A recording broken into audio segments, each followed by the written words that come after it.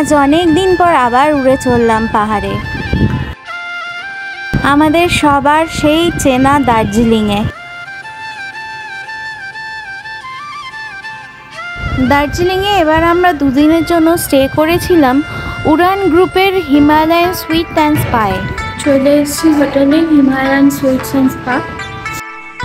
যাওয়ার সাথে সাথেই আমাদের সবাইকে সুন্দরভাবে ওয়েলকাম করা হলো, সাথে ছিল অবশ্যই দার্জিলিং টি। ইন্টেরিয়ারটা দেখাচ্ছি। এটা হচ্ছে রিসেপশন এরিয়া প্লাস বিশাল বড় একটা লাউঞ্জিং এরিয়া।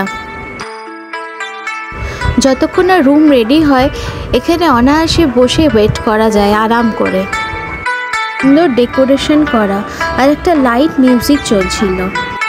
আমরা যারা ফটোগ্রাফি করতে ভালোবাসি এই ওয়েট করার সময়টা অনায়াসে ফটো তুলে কাটানো যাবে।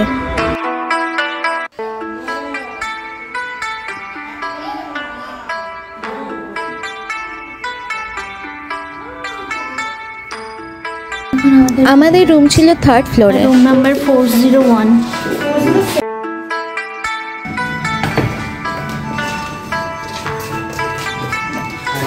আমাদের রুম। কমপ্লিমেন্টারি হিসেবে ছিল দুটো ছোট জলের বোতল, কফি, চা আর সুগারের স্যাশে। রুম হিটারও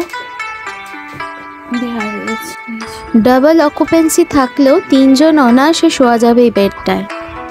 এই রুমটা হচ্ছে অ্যাটিক রুম, আর এই রুমটার বিশেষত্ব হলো বিশাল বড় একটা উইন্ডো আর তার সামনের এই দৃশ্য। কিন্তু আমাদের দুর্ভাগ্য এই দুদিন আমরা কাঞ্চনজঙ্ঘা দেখতে পাইনি।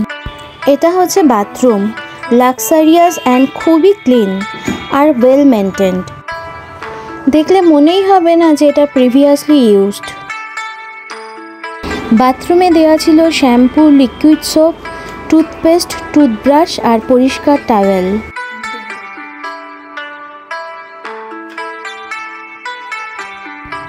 এটা ছিল 3rd ফ্লোরের অ্যাম্বিয়েন্স।